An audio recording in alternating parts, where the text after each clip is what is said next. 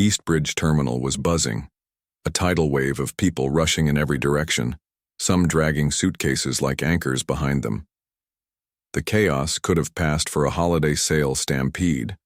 Amid it all stood Ethan Blake, tall, sharp-suited, and hopelessly lost. The CEO of Blake & Cober Resorts, one of the most prestigious luxury hotel empires in the country, looked completely out of place, like a runway model dropped into a maze of commuters. Yellow hoodie, bun, purple backpack, he mumbled, squinting at the crowd. Where the hell is she? Then about 30 feet away he spotted her, exactly what he'd been looking for. Yellow hoodie, messy bun, purple backpack swinging off one shoulder. Ethan smiled, mission locked in. Without a second thought, he charged forward, arms wide open, and wrapped her in a tight surprise hug from behind, lifting her slightly and spinning her like a goal had been scored in overtime. Gotcha, he laughed. You're late. Don't tell me you were playing Uno with old ladies on the train again. The woman froze. In one swift, startled motion, she spun around like a storm in heels, her face a mix of confusion, alarm, and offense. That was not his sister. What the hell are you doing? She shrieked. Ethan stumbled backward, nearly tripping over a suitcase. Oh God, you're not Sophie. No kidding. She snapped, eyes blazing. Before he could explain, she raised her purse like a weapon and whacked him on the shoulder. Creep. Psycho. Suit-wearing lunatic. Ow, wait. Please. That was a misunderstanding. Oh, really? You go around assaulting strangers with hugs for fun now? Who's next? The guy with a neck pillow and a baguette?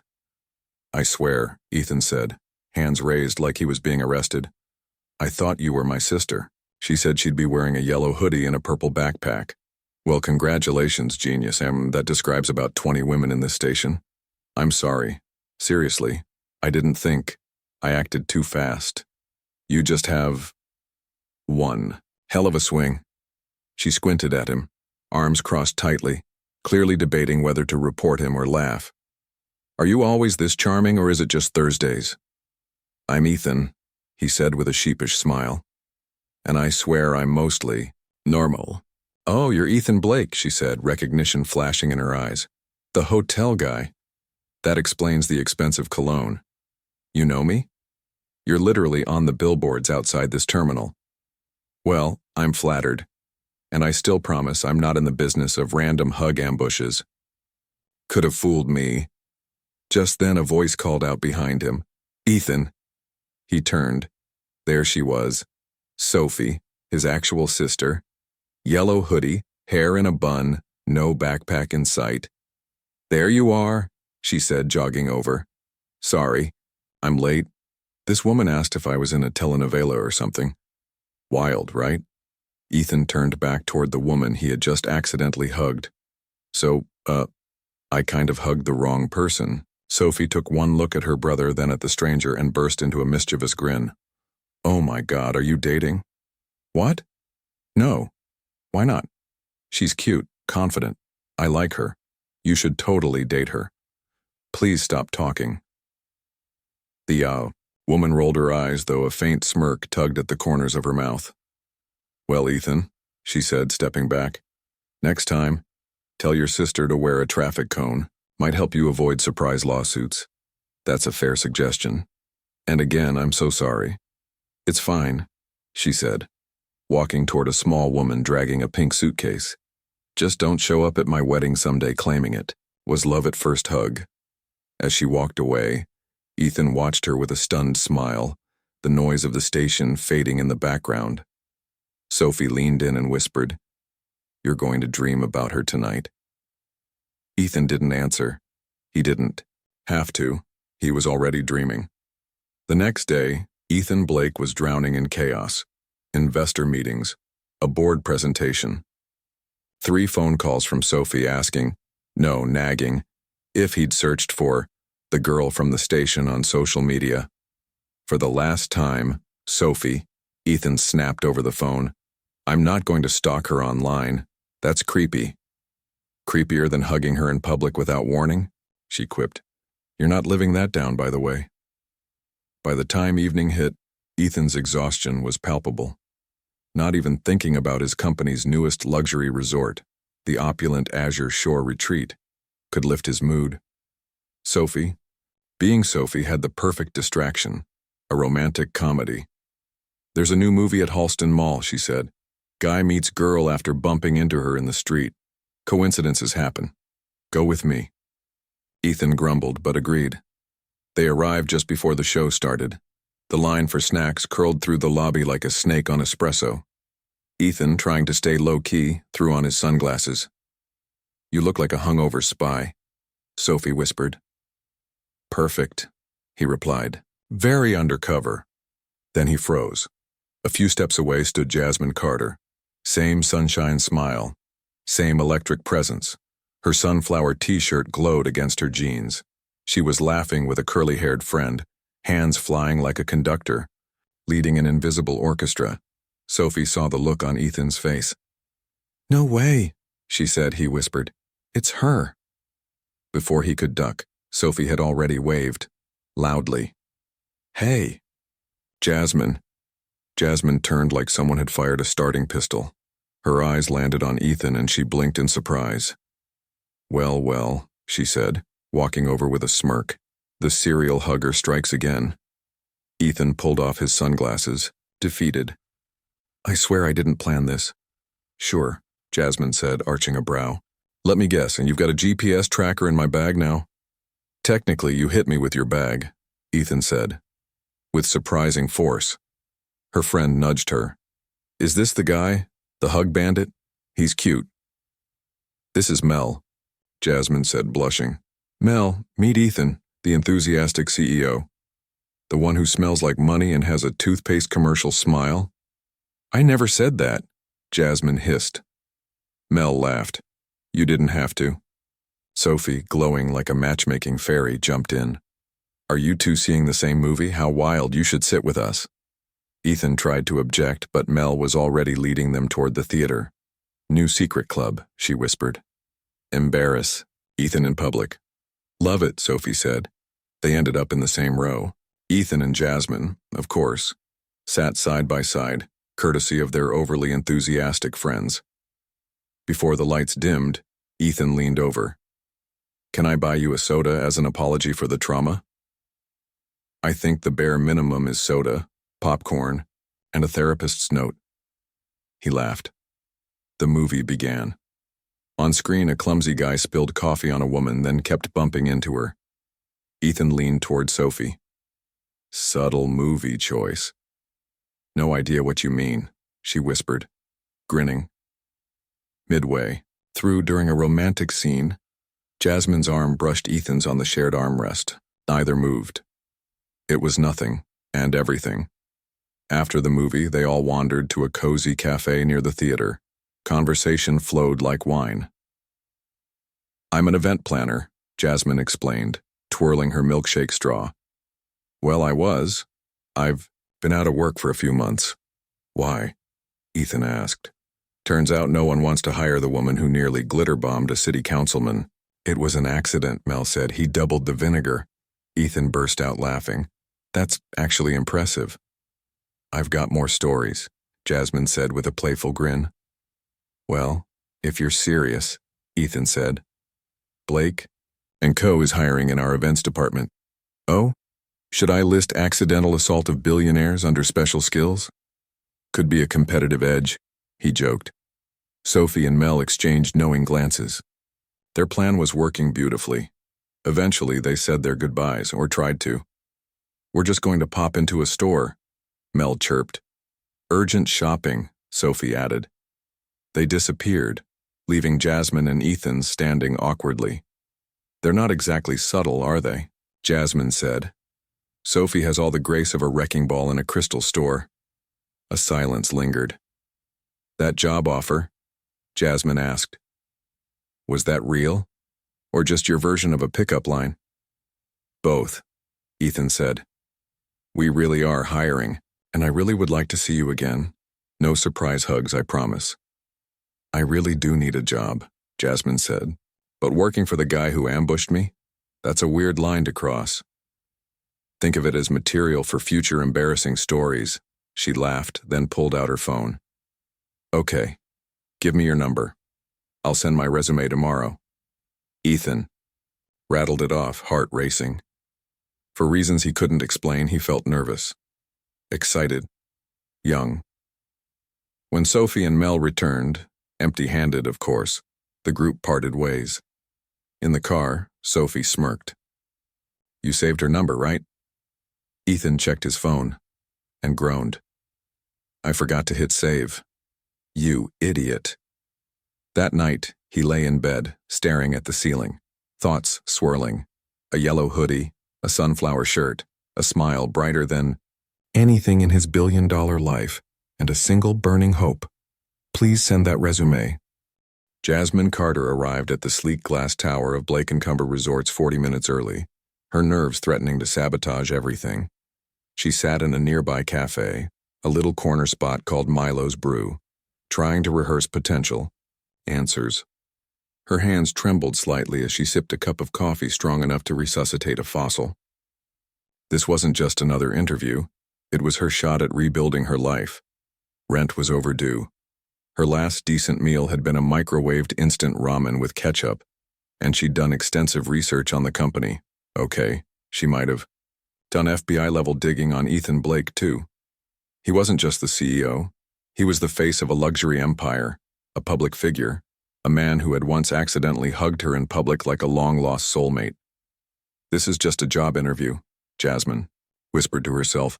Not a second date, not a fantasy, keep it together. Wearing the only suit she owned, a navy blue blazer from a clearance rack 3 years ago, she walked into the marble-floored lobby and approached the front desk. Good morning. I have a 10 a.m. interview. Jasmine Carter. The receptionist, who looked like she belonged in a toothpaste ad, scanned her tablet. Ah, yes, please head to the 22nd floor. Ms. Morgan is expecting you. Ms. Morgan. Jasmine sighed with relief. That meant Ethan wouldn't be there. Good. Less awkward. She took the elevator up, practicing calming breaths. The doors opened, to reveal a tall woman with flawless silver hair and the bearing of a military general. Miss Carter, the woman said. I'm Diane Morgan, head of HR. Follow me, please. Jasmine trailed her down a corridor that felt more like the entrance to Mount Olympus than a hotel, headquarters. Diane paused in front of a grand oak door. Mr. Blake likes to personally handle final interviews for leadership roles. Jasmine's heart skipped. Mr. Blake? Yes, Ethan Blake, our CEO. Consider yourself lucky. He rarely does this. Before she could panic or object, Diane opened the door and gently ushered her inside. The office was enormous, with floor-to-ceiling windows offering a breathtaking view of the city. And behind the sleek mahogany desk sat Ethan, glancing at his phone, until he looked up and saw her. They both froze. Jasmine, he said, standing quickly, clearly just as caught off guard. Ethan, she replied, blinking. Diane frowned, looking between them. You two know each other? Ethan adjusted his tie, trying to regain composure. Yes, we, met recently. Literally ran into each other, Jasmine added with a wry smile. Diane gave a curious nod. Well then, I'll leave you two to it. As soon as the door closed behind her, they both laughed nervously. You actually applied, Ethan said, still slightly stunned. You actually called me in, Jasmine countered. Ethan walked around the desk and leaned against it, arms crossed. Okay, real question. Is this interview legit or just a creative way to ask me out? Jasmine raised a brow. Excuse me? You're the one who posted the job. Touché. She took a seat, composing herself. All right, let's do this. A real interview. Totally professional, Ethan said, clearing his throat. As if I never hugged you from behind at Eastbridge Terminal. Or as if I never called you a cologne-soaked maniac. And yet, to their surprise, the interview actually flowed. Ethan asked thoughtful questions about her event planning, experience, client disasters, how she managed high-pressure situations. Jasmine was honest, funny, and unapologetically herself. She even described the infamous councilman birthday party glitter explosion. That kid added too much vinegar, she said. It's not my fault the mayor left with sparkles in his scalp. Ethan laughed harder than he had in weeks. Impressive. Let's see here. Your resume says you speak 3 languages. English, Spanish, and just enough Italian to order pasta and yell at cab drivers. You're really something else, Jasmine Carter. Something else as in hireable or as in dangerous. Definitely the kind of else we need here. Looked down at her resume again, trying to appear composed. Technically, you'd be working directly with me as the corporate events coordinator. Do you think you can handle that? Jasmine smirked. Only if you promise not to sneak up behind me again. And you promise not to hit me with your purse? Deal. They shook hands, a moment that somehow felt both professional and far too personal. The handshake lingered. Ethan smiled. Miss Carter, welcome to Blake & Co. You start Monday. Jasmine Carter stepped out of the elevator at Blake & Co. Resorts with her heart racing. But this time it wasn't nerves. It was anticipation. She had just finished her onboarding paperwork, and as she exited the building, her phone buzzed with a message from Ethan. Team alignment meeting. 8 p.m. at Maison Elise Bistro. Yellow hoodie not required. Jasmine stared at the screen and chuckled, fingers flying over the keyboard. Confirmed. No purse attacks on CEOs either. When she arrived that evening, the Maison Elise Bistro glowed like something out of a romantic movie. Flickering candles, polished wine glasses, and a view of the city that looked like a postcard. The maitre d' raised an eyebrow, clearly, judging her simple black dress. I have a reservation under Ethan Blake, Jasmine said with calm confidence. Ah, yes, he said, tone softening. Mr. Blake is expecting you. She followed him past rows of glittering tables, through murmurs of expensive cologne and whispered business deals. At a quiet window seat near the back, Ethan stood, alone, smiling. You came, he said, pulling out her chair. You hired me yesterday. Missing the first meeting would be unprofessional. He laughed lightly.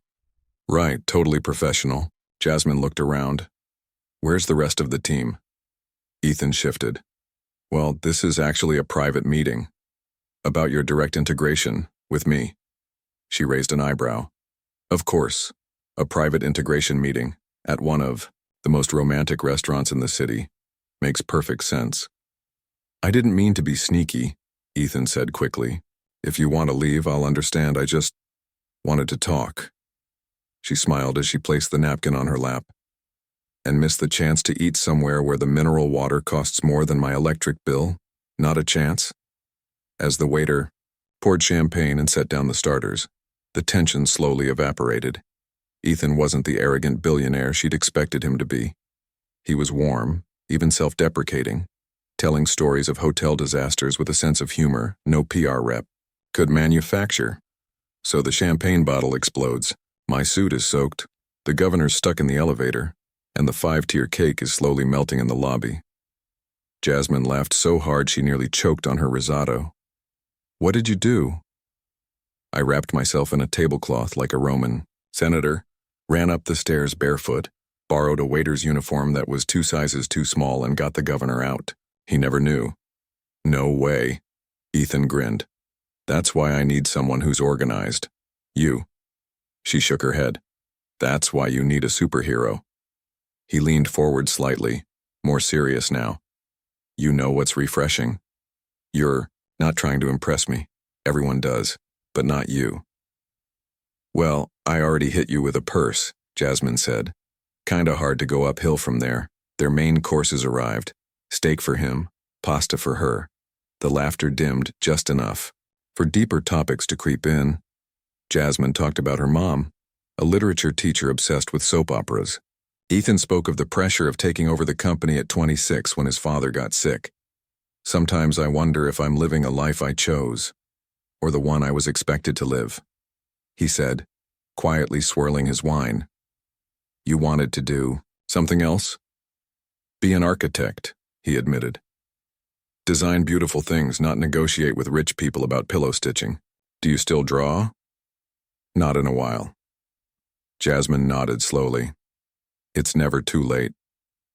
says the woman who once exploded glitter at a politician's party. He laughed again, eyes softer now. You're amazing, you know that? I'm just honest, and not intimidated by your shiny job title. The dessert came, pavlova with berries. Ethan fidgeted with his napkin. I have to be honest, he said. This isn't a work dinner, not really. I wanted to see you again. Without the pressure, Jasmine arched an eyebrow. So, this is a date? If you want it to be. She stirred her dessert, heart pounding. This is complicated. You just hired me. You're my boss. I know. And if you'd rather keep it strictly professional, I'll respect that. Jasmine looked up. And if I don't? Ethan smiled, the kind of smile that didn't belong in boardrooms or luxury suites. It was real. The rest of the evening was a blur of laughter, comfort, and connection. When Ethan walked her to the curb, Jasmine hesitated. I can call a cab. I'd like to drive you if that's okay. As they cruised through the city lights, the silence wasn't awkward. It was warm. Her modest apartment stood in contrast to Ethan's BMW, but he said nothing, just parked, turned off the engine, and looked at her. Thank you for tonight, she said. Surprising, wasn't it? In the best way. Ethan leaned in slowly, giving her space to pull away. She didn't. Their kiss was soft, and then searing, all sparks and promises. When they pulled away, they both seemed stunned. That was... Ethan started. A mistake? Jasmine offered. No. That was amazing. But yeah, complicated. She nodded. So, we pretend it didn't happen? Professionally, yes. Personally? Personally, I think I'll remember that kiss every time I hear you schedule a meeting. Jasmine smiled, stepped out, and walked inside. Once alone, she leaned against her door, heart pounding, lips tingling. Her phone buzzed. Ethan, got home safe? Just letting you know. I'll keep pretending nothing happened while thinking about it every 5 minutes. She replied. Deal. See you Monday, Mr. Blake. Strictly professional. Then she flopped on the bed, screamed into her pillow, and grinned like a girl in love. Jasmine Carter's first week at Blake & Colbert Resorts felt like performing a trapeze act while juggling flaming paperwork. During office hours, she and Ethan maintained an immaculate performance of professional distance. Miss Carter, could you handle these invitations? Of course, Mr. Blake. But after hours, their text exchanges ranged from existential debates about pineapple on pizza to late-night confessions about childhood dreams. Jasmine's office was 2 floors below Ethan's, in the events department on the 20th floor. And yet, Ethan seemed to constantly have reasons to stop by. Checking on the conference progress, he'd say, reaching for a donut in the break room. You mean stealing our snacks? Jasmine teased one morning. Good leadership means multitasking, he mumbled with his mouth full of chocolate glaze. But not everyone in the office found their connection so charming. Especially not Brooke Larson, the marketing director with cover model looks, a designer wardrobe, and a rumored soft spot for Ethan since day one. Brooke's smile was sharp, her heels sharper, and her glares sharper still, especially whenever she saw Jasmine talking to Ethan. One morning, Jasmine was reviewing a seating chart with Ethan outside the break room when Brooke strolled over. Well, she said with fake sweetness. Need help finding the copier, Jasmine? Or is that something they didn't teach you at Glitter University? Jasmine blinked. At my last job, I had an assistant for that. But I guess here, even marketing directors have time to micromanage. Ethan nearly choked on his coffee. Excuse me, he coughed, turning away to hide his laugh. Brooke didn't say another word. But her eyes narrowed. That afternoon, things got worse. Jasmine had just been assigned to lead the company's biggest event of the quarter, the Azure Shore Retreat launch in California. Brooke, who had assumed it was her project, stormed into, the strategy meeting in stilettos and fury. With all due respect, Ethan, she said coolly, she's been here 2 weeks. Ethan didn't blink. and she's already delivered more innovative ideas than I've seen in a long time. The decision is final. Brooke's jaw clenched. Her eyes flicked to Jasmine with venom. That evening, Jasmine returned to her desk to find a folded note, slipped anonymously under her keyboard. No one rises this fast without sleeping with someone. Watch your step. Her hands trembled. She crumpled it and stuffed it deep into her bag. But the damage was done. The whispers started the next day. Glances lingered longer. Conversation stopped when she walked by. Jasmine tried to push through, throwing herself into the Azure Shore launch. But on Friday morning, when she stepped into the elevator and found Ethan alone inside, her guard cracked. "You okay?" he asked, instantly reading the tension in her face. She hesitated. "I think we're being too obvious." "What do you mean?" "People are talking," she said quietly. "About us. About how I got this promotion so fast." Ethan's face darkened. "Who's saying that?" "It doesn't matter. Maybe we just need to be more careful." The elevator reached her floor. She stepped out quickly, leaving Ethan standing in silence. That night, Jasmine confided in Riley West over the phone. "So, corporate Cinderella," Riley said. "Kiss the CEO prince today? Don't start." "Okay, define complicated." Jasmine sighed. "It's not just rumors. He's my boss. His world is nothing like mine." "What does that have to do with how you feel?" "I don't know how I feel," she admitted, looking out at the city lights from her apartment window. "I like him. A lot. But I'm not sure if I belong." What she didn't know was that down the hallway at Blake & Co., Brooke Larson was lurking near her office, snapping a photo of Jasmine mid-call. Jasmine smiling softly at her screen, lit by the city beyond. It was the perfect image to weaponize. On Monday morning, Jasmine barely had time to hang up her coat before Ethan appeared at her desk, face serious. "We need to talk. Now." She followed him to his office. "My father wants to meet you," he said, rubbing his temple. "Your father?" she asked. "The chairman?" "Yeah. Apparently someone sent him photos. Of us. With implications." "What photos?" He pulled out his phone. "This. Just us. Laughing in the hallway. You on the phone, smiling, but twisted out of context." Jasmine stared at the images. None were incriminating, but together they painted a picture someone wanted to spread. "I'll handle this," Ethan said, jaw tight. "Don't worry." But how could she not? That afternoon, Jasmine was called to the 30th floor, Gregory Blake's domain. It was silent, sleek, and colder than the rest of the building. His office was a museum of wealth, minimalist art, gleaming windows, and a desk big enough to park a car. He didn't rise when she entered. "Miss Carter," he said curtly. "Sit." She obeyed, spine straight. "My son," he began, "has a history of being easily distracted, especially by pretty women in the office." Jasmine's jaw clenched. "With respect, I'm not sure what you're suggesting." He slid the printed photos across the desk. Ethan smiling. "Jasmine mid-call. These arrived anonymously, but they're suggestive. Of favoritism. Or worse. There's nothing going on," she said.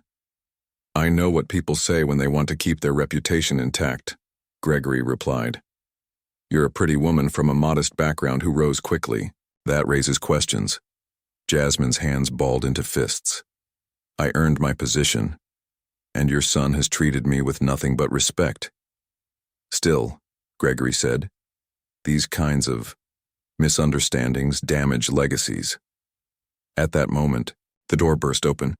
"Dad, that's enough," Ethan said, voice sharp. Gregory blinked. "We're having a discussion." "No, you're trying to bully one of my best hires out of the company." Jasmine stood slowly. "Mr. Blake," she said, holding back her fury, "thank you for your time." She left the room as the shouting began behind her. Later, over lunch with Riley, Jasmine finally broke. "He basically accused me of sleeping my way up the ladder. What are you going to do?" "I don't know," Jasmine said. He's powerful. And Ethan? She paused. What about Ethan? Riley pressed. I think he'll have to choose between me and his family. 15 minutes after lunch, Jasmine was still replaying Gregory Blake's cold words when her phone rang. Ethan, we need to talk, he said, voice tense. Now. Where? I'll meet you at Milo's Brew in 10. She didn't hesitate. 10 minutes later, the bell above the cafe door jingled as Ethan walked in, looking exhausted, but determined. Riley saw him and instantly stood. I'll give you 2 a minute, she said, throwing Jasmine a warning glance before disappearing outside. Ethan sat down, rubbing his temples. My father, he said, isn't backing down. Jasmine nodded slowly. He made it very clear what he thinks of me. He said if we keep whatever this is going, he'll blacklist you in the industry. Make sure no one hires you again. Jasmine blinked. So that's the choice? My career or a relationship? Ethan shook his head. No, that's not what I want. I'm telling you what he threatened. So what do you want? Jasmine asked, her voice barely steady. He looked at her, really looked at her, like he was trying to memorize her face. I want you, Jasmine. She exhaled, fighting tears. But that comes with consequences, he added. Jasmine turned away, staring out the cafe window. We've known each other for what, 3 weeks? And somehow this is already the most real thing in my life. But now, I feel like I'm a liability to you. You're not, Ethan said quickly.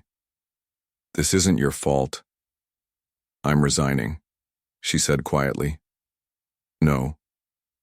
He started, but she raised her hand. I need to protect myself, and you need to figure out what you're willing to risk. I don't want to be the girl people whisper about behind your back. You're not, he insisted. You're the one person who makes all this worth it. But Jasmine was already standing. I'm sorry, Ethan. Thank you for hugging me that day, even if I was the wrong person. And she walked out.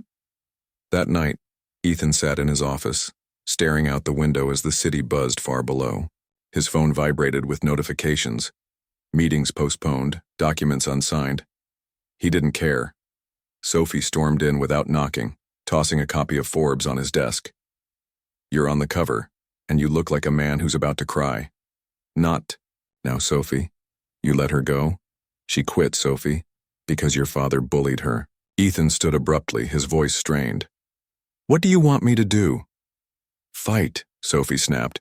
You've spent your whole life building this empire, but the first time something real walks into it, you freeze? He said nothing. Remember, Tokyo. Remember the Bahamas deal? You moved mountains and now you're giving up? Ethan stared at the floor. God, Sophie whispered. You actually love her. Jasmine spent the next 2 weeks in a daze, applying for jobs, getting no replies, watching the ceiling at night like it might spell out her future. Her phone buzzed constantly in the beginning. Messages from Ethan. She ignored them all. Eventually, they stopped.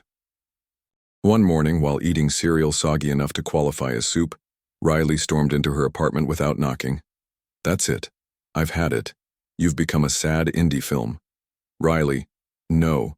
You're lying around in a bathrobe eating recycled carbs and pretending like you're over him. Jasmine didn't reply. You're not over him. You're scared. And he's probably just as miserable. Jasmine's eyes filled, but she still didn't speak. Across town, in the penthouse office of Blake & Co., Ethan was no better. His desk was a disaster.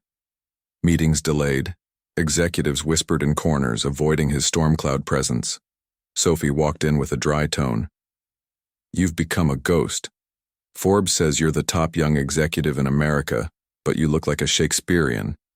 Tragedy. Ethan gave her a flat look. You miss her? She continued. I told her I'd never bother her again.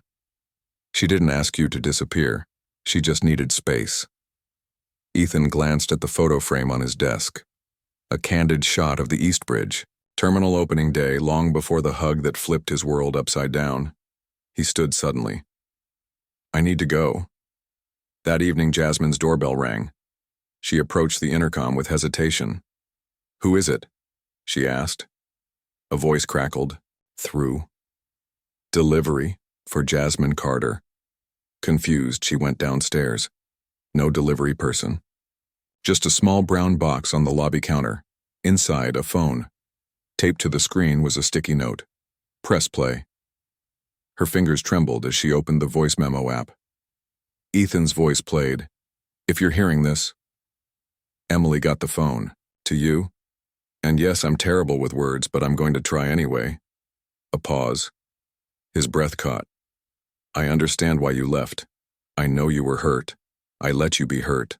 I should have done more, but I need you to know. That hug at the station, it was the best mistake I ever made." Tears slid down Jasmine's cheeks. "You made me feel like I could be someone outside of this suit, outside of this empire. Just Ethan. And I haven't been just Ethan in years." Another long pause.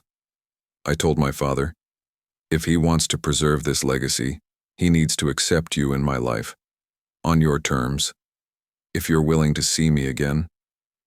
I'll be at Halston Lake Park tomorrow 6 p.m. at the cafe by the lake. If you don't show up, I'll understand, and I'll never bother you again." The recording ended. Jasmine stood frozen, phone in hand, heart thudding like a drum in her ears. Across the street, parked in a car, Ethan watched the lights in her apartment flicker off, a small sliver of hope still glowing in his chest. The next evening, the Aurora Skyline Hotel glowed like a crown above the city.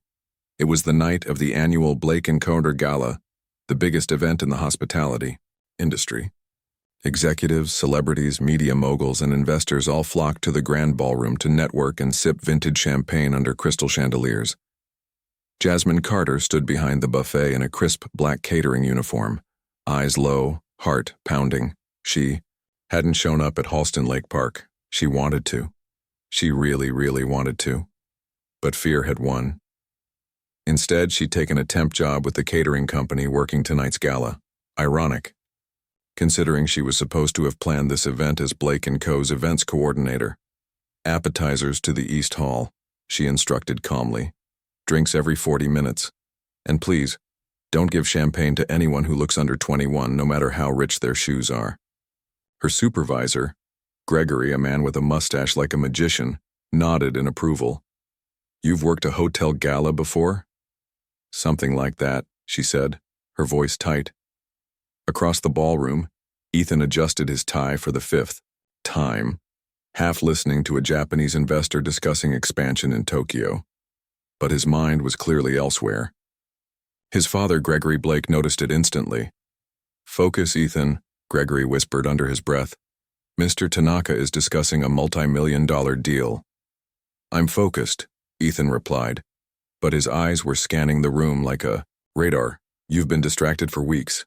"I'm fine. You don't look fine." Their hushed argument was cut short by a sudden flicker. Then the lights went out. The music stopped. Guests gasped. Whispers spread like wildfire. "What's going on?" Gregory demanded. One of the hotel managers rushed over, pale. "Power surge. The backup generator didn't kick in." In the confusion, a clear voice rose above the chaos. "Ladies and gentlemen, please stay calm," said Jasmine, stepping forward with a phone flashlight. "Emergency systems will activate shortly." Ethan froze. That voice, her voice. In the dim light, Jasmine moved with precision, directing the staff like a general. "You," she pointed at security, "guide guests with flashlights. Servers, light candles on tables. Maintenance, get manual override on ventilation. Move VIP guests to the terrace for natural light." Gregory Blake stood dumbfounded. "Who's that woman?" Ethan didn't answer. He was already moving toward her. The emergency lights flickered back on. Jasmine turned. And there he was. "Jasmine," Ethan said, breathless. She blinked, startled, but stood tall. "Ethan." Gregory walked up behind him. "You two know each other?" "Obviously," Ethan muttered. "Excuse me," Jasmine said. "There's still a crisis to manage." She turned on her heel and disappeared back into the operations zone. For the next 30 minutes, she was unstoppable. She rerouted guests, saved the champagne from overheating, and even convinced a pianist in the crowd to entertain the terrace with live music. By the time Full Power returned, what should have been a PR disaster had transformed into an unforgettable experience. Ethan stepped onto the small stage. The band paused as he tapped the microphone. "Ladies and gentlemen," he said, "on behalf of Blake and Cozier, thank you for your patience tonight. We witnessed true professionalism under pressure, not from our management team, but from someone who used to be part of it." He searched the room until he found her. "Jasmine Carter, could you join me?" A spotlight snapped on. Jasmine stood frozen by the drinks table, her catering apron stained with wine. Slowly, she stepped toward the stage. Ethan extended his hand. She hesitated, then took it. "This woman saved tonight's event," Ethan said, and reminded us what our company should stand for in quick thinking, grace, and heart. Polite applause rose, then swelled into a full ovation.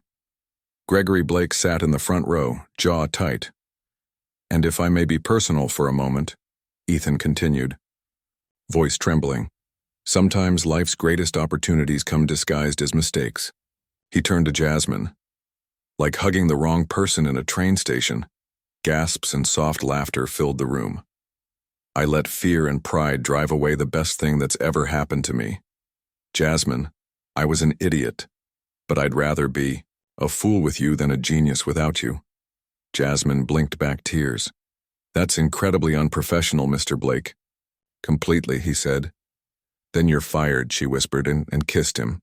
The room exploded in applause. Even Gregory Blake stood, slowly, stiffly, and clapped. 3 months later, Jasmine sat cross-legged on the couch in her sunny new apartment surrounded by packing boxes, her laptop open beside her. Her new company, Carter Encumbered Events, already had a wait list. Many clients were referrals. From Ethan, her phone rang.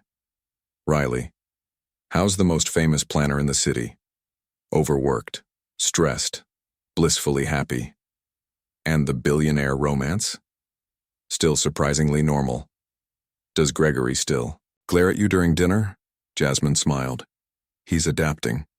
Especially after I planned his anniversary party and made his snobby friends cry over centerpieces." "Legend," Riley said. "Call me after your lunch date with Sophie." "Will do." After hanging up, Jasmine got dressed, something elegant but effortless. The doorbell rang. Ethan stood outside in a blazer, holding flowers and a soft smile. "Ready for lunch? With your sister? She'll be late, like always."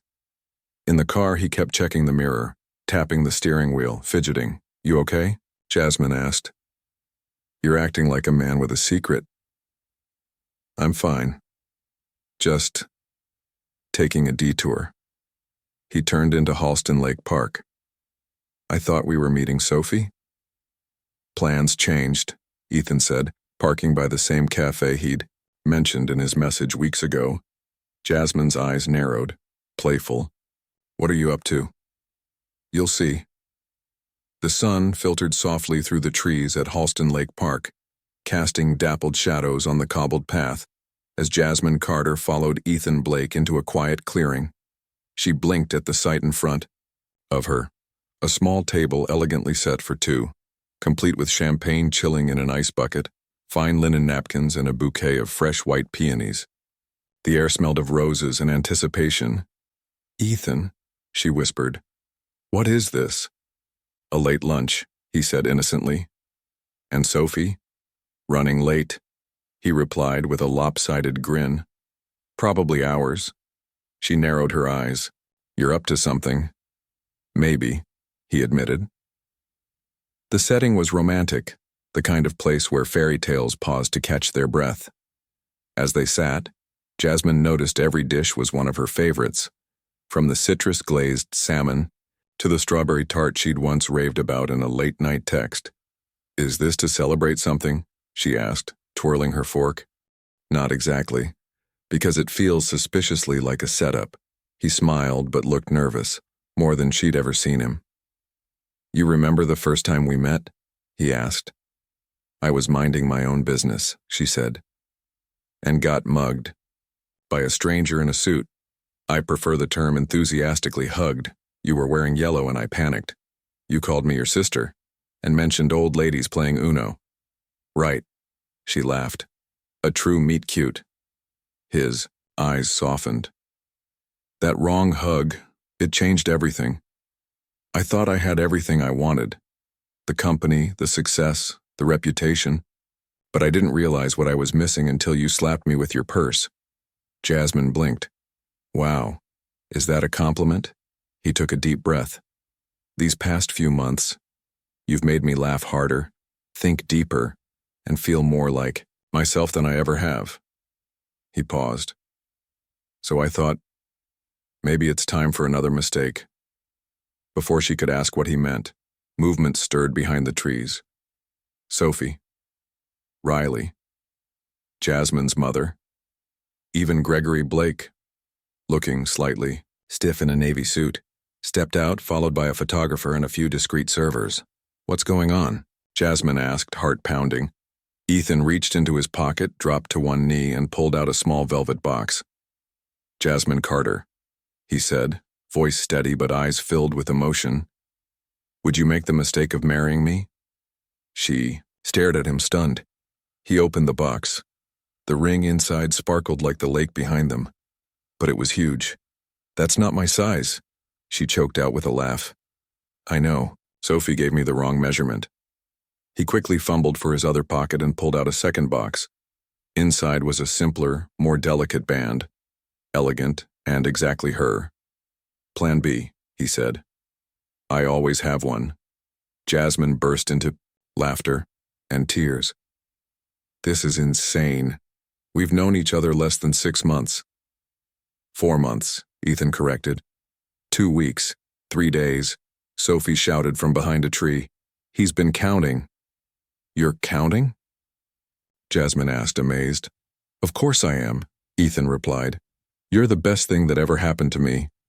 She looked around, her mom crying, Riley grinning, Gregory Blake looking vaguely impressed, then back at Ethan. Yes, she said. The applause from the trees was thunderous. Ethan slipped the ring onto her finger, stood and kissed her. The kiss was soft, certain, real. Riley wiped her eyes dramatically. Sophie jumped up and down. Even Gregory Blake seemed emotional, though he hid it behind a polite cough. My daughter, Jasmine's mom said, hugging her tightly. Marrying a man who hugged her by mistake, this is straight out of a soap opera. Jasmine laughed. Mom? No, really. If this were a soap opera, I'd be the dramatic relative and you'd be the humble girl who tames the rich man's heart. Ethan smiled and turned to her. I promise to take good care of her, Mrs. Carter. Her mother eyed him up and down. And if you don't, she still has that purse. Everyone laughed. As the sun began to set, the small gathering turned into a spontaneous celebration. Champagne flowed, music played from a Bluetooth speaker, and Jasmine found herself dancing barefoot in the grass. She and Ethan sat on a park bench watching the lake shimmer gold. So, future Mrs. Blake.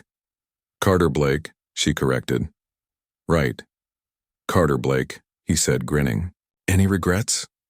She looked at the ring on her finger, then at him. Just one. What's that? That I didn't have a bigger purse the day we met. Could have really left a mark. Ethan laughed, pulling her into his arms. I love you, he whispered. I love you too, she replied. You reckless, cologne-drenched, suit-wearing maniac. The big day had arrived. It was a warm Saturday morning, the garden of the Blake family estate blooming with white roses, silk drapes fluttering between tall trees, and a gentle breeze carrying the scent of lemon blossoms. Jasmine Carter was standing in a makeshift bridal suite, technically the sunroom, pacing in her simple yet stunning ivory dress, as Riley attempted to adjust her veil. Stop moving or I'll stab you with a hairpin, Riley warned with a mouthful of bobby pins. I can't help it, Jasmine muttered. What if I trip? What if I cry too much? What if I forget the vows? What if a meteor crashes into the cake? Riley deadpanned. Just breathe. Sophie entered, holding 2 glasses of champagne. How's the luckiest bride in the world? Spinning, Jasmine admitted. Sophie handed her a glass. Ethan's worse. He's changed his tie 3 times already. That's not comforting. Jasmine's mom burst in holding a delicate white box wrapped in tissue paper. My daughter, she said, teary-eyed. I brought you something special. Mom, if it's that sparkly tiara from Cousin Camilla. Better, her mom interrupted. Inside, the box was a hand-embroidered handkerchief, delicate and aged. This belonged to your grandmother. She got it from her mother, who got it from hers. They all wore it on the day they married the love of their life. Jasmine's throat caught as she read the tiny initials stitched in the corner, JC plus EB and the wedding date. Mom, this is beautiful. And lucky, her mother whispered. Just like your story. A wrong hug that turned out to be exactly right. The women laughed and cried together. On the other side of the house, Ethan was a mess of nerves.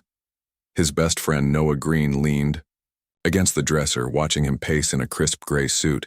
Man, relax, it's just a wedding. You've negotiated billion-dollar hotel deals.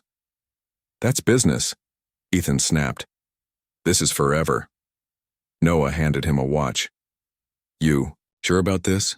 I've never been more sure about anything in my life. Just then, Gregory Blake entered the room, looking sharp in a navy suit, holding a small velvet box. Son, he said, voice softer than usual. Are you ready? Ethan nodded. I wanted to give you this. Gregory opened the box, revealing a vintage bracelet inlaid with tiny sapphires. Your grandmother wore this at her wedding. She told me it should go to the woman who truly captures your heart. Ethan swallowed, touched. And, Gregory added, I was wrong about Jasmine. She's exactly what this family needs. Ethan chuckled. Who are you, and what did you do with Gregory Blake? Gregory smiled. Maybe your mother helped knock some sense into me. Outside, the guests were gathering in the garden. Executives in tailored suits chatted with Jasmine's uncles about barbecue recipes. Jasmine's aunts were teaching Ethan's cousins how to salsa. It was a joyful chaos, a blend of 2 very different worlds, now becoming one. The officiant hadn't arrived yet. The DJ was late, and Jasmine's grandmother had forgotten her dentures at the hotel. It's a disaster, Jasmine whispered from behind the curtain. It's perfect, Riley said. You're kind of perfect. By 4 p.m., the music finally started playing, thanks to Sophie using a backup playlist on her phone, and the officiant had just arrived, apologizing profusely for traffic. Then, unexpectedly, Brooke Larson, yes, that Brooke appeared stylish as ever, and approached Sophie at the sound booth. Need help? She asked. You came? Sophie asked, stunned. Brooke nodded. Consider this my apology. Besides, no one deserves a wedding without music. Sophie raised an eyebrow. You're full of surprises. Brooke smirked. Don't tell anyone. The ceremony began. First, Sophie walked, then Riley. Then everyone stood. Jasmine stepped out on her mother's arm, breathtaking. Mom, don't cry, Jasmine begged. I lied. I'm crying, her mom sobbed. Just then, a tiny French bulldog in a bow tie ran down the aisle, barking joyfully. Winston, Sophie whispered. Get back here. But Winston had his own agenda, greeting Jasmine mid-aisle and wagging his tail like a tiny best man. Laughter erupted. Is this the something borrowed? Jasmine giggled, picking him up. Ethan stood at the altar, grinning like a man who'd just won the lottery. You're indescribable, he whispered as she reached him. Good or bad indescribable?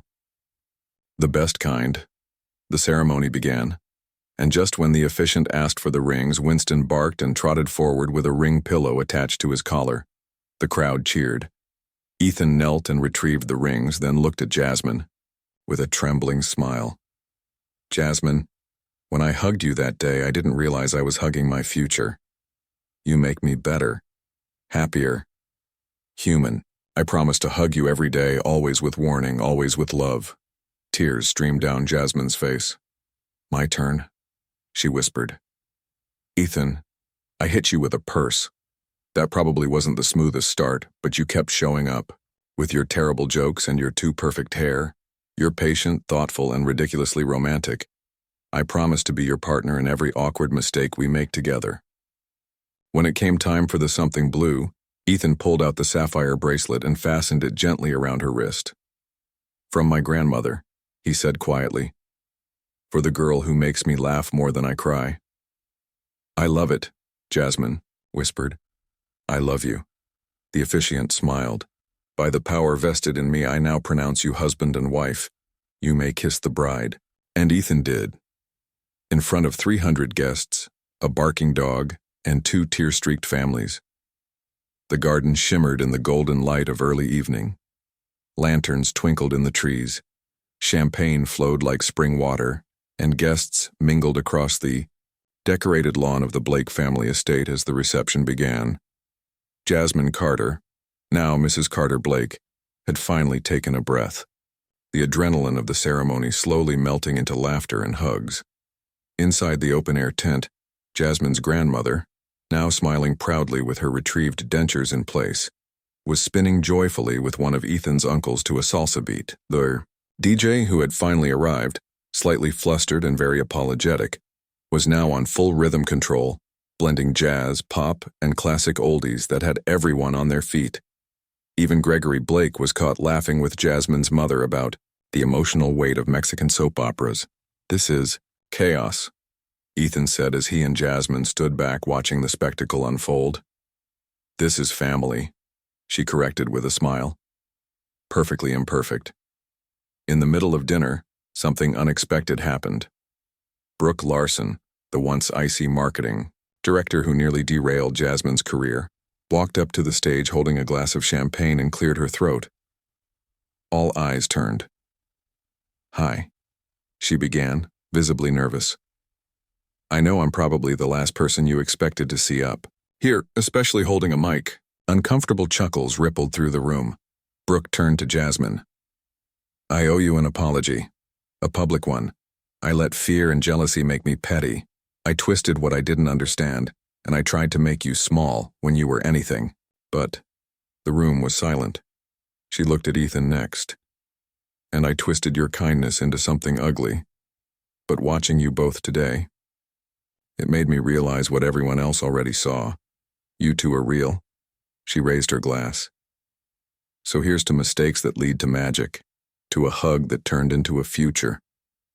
And Jasmine, if you're hiring for your new company, Carter & Co., I'd like to apply." A pause. Then, laughter. Applause. And finally, Jasmine stood and walked over to hug Brooke, whispering in her ear, "Consider this your interview."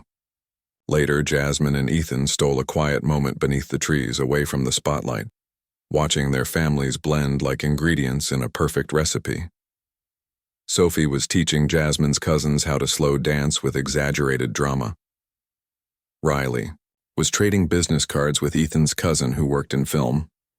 And Winston, the French bulldog in a bow tie, had officially become the most adored guest, currently curled up under the dessert table surrounded by dropped crumbs and toddler kisses.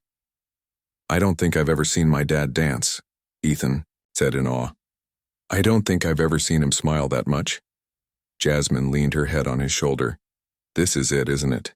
she whispered. "It's just the beginning," he replied, wrapping an arm around her. Then, without prompting, the music changed. A soft piano tune. Romantic. Familiar. Ethan stood, extended a hand. "Dance with me, Mrs. Carter Blake." "Always, Mr. Blake."